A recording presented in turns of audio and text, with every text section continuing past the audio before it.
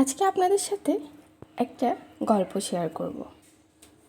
বিয়ের 1 মাস পর থেকে আমি আমার হাজব্যান্ড আলাদা বাসায় থাকি। আমার এবং আমার শাশুড়ির মাঝে কোনো ঝামেলা হয়নি। তবু আমার হাজব্যান্ড আমার শাশুড়ির অনুমতি নিয়ে তার সম্মতিতেই আমাদের আলাদা বাসায় রাখে। অথচ আমার বাসার শাশুড়ির বাসা দূরত্ব খুব বেশি না। আমি থাকি মিরপুরে ভাড়া বাসায়, আমার শাশুড়ি মোহাম্মদপুরে নিজের বাসায়। এর কারণ একটাই হলো, একটা স্পেস পাই আমরা শাশুড়ি আর বউ। আমার শাশুড়ি এখনও শক্তপোক্ত, মানুষ নিজে রান্না করে খায়, বাকি কাজ বুয়া করে। আমি গেলেও সে আমাকে কাজ করতে দেয় না, আমাকে রান্না করে খাওয়াবে। ঠিক তেমনই সে আমার বাসায় আসলেও কোনো কাজ করবে না, আমি তাকে রান্না করে খাওয়াই। আমি মনে করি যার যার সংসারের জন্য তার তার একটা আলাদা টান আছে। তার সংসারে সে রানী, আমার সংসারে আমি রানী।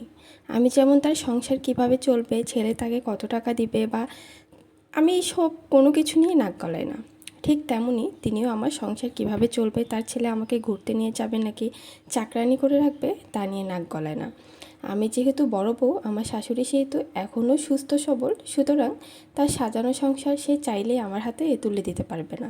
30 বছরের সংসারের মায়া ত্যাগ করে বউকে দিবে না, এটা স্বাভাবিক। কর্তৃত্ব হারাতে কেন চায়? তেমনি আমিও হুট করে একটা সংসারের আশে গিয়ে নিজের মতো কিছু করতে না পারলে আমারও ভালো লাগবে না। তাই এটার একটাই সলিউশন, মা এবং বউকে সংসার দেওয়া, তাদের আলাদা করে রাখা। দায়িত্ব দূর থেকে পালন করা যায়, বউ এবং মায়ের মাঝে ব্যালেন্স করা অত্যন্ত জরুরি। আর এটা একটা ছেলেকেই করতে হয়। আজকে আমি আলাদা থাকি তার মানে এই না আমার শাশুড়ির প্রতি দায়িত্ব আমি পালন করি না।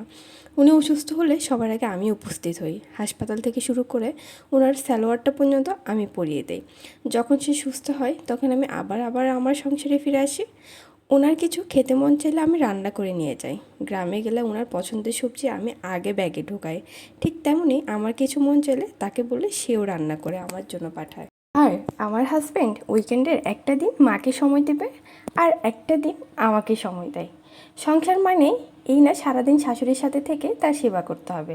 যদি কোনো শাশুড়ি সারাদিন সেবা চান, তাহলে বউয়ের হাতে কর্তৃত্ব দিয়ে আপনি বসে বসে শুধু সেবা নেন, কিন্তু তা না করে বসে বসে সারাদিন বউকে খাটিয়ে কর্তৃত্ব ধরে রেখে সেবা চাইবেন না। আমার বাবার পরিবারে ভাই যখন বিয়ে করে আনে, তখন খেয়াল করলাম আমার ভাইয়ের বউয়েরও দোষ না, আমার মায়েরও দোষ না, দুজন দুজনের জায়গায় ঠিক ছিল। তবে এইটুকু বুঝেছিলাম একসাথে থাকলে সমস্যা বাড়বে, তাই কিছুটা উদ্যোগ নিয়েই ভাই ভাবিকে আলাদা সংসার দিতে বলি। বিশ্বাস করেন, এরপর থেকে ঝগড়া থেমে গেছে। এখন অনেকেই বলবেন নাতি নাতনি নিয়ে সময় কাটাবে কী করে। তারও একটা জলজান্ত উদাহরণ আমার বাবার বাড়ি। আমার বড় ভাইয়ের মেয়েকে আমার মা এত আদর করে যে আমার ভাইয়ের মেয়ে মাকে রেখে আমার মায়ের সাথে থাকে। তাই বলি কি, কোনো সম্পর্ক যদি টিকিয়ে রাখতে চান, তাহলে সেটার জন্য অবশ্যই চেষ্টা করতে হবে। এবং আমি মনে করি যে কোনো সম্পর্ক টিকে থাকে দূরত্বের উপরে। আপনি যত দূরত্ব মেনটেন করবেন, আপনার সম্পর্ক ততটাই মজবুত হবে এবং ততই সম্মানিত হবে।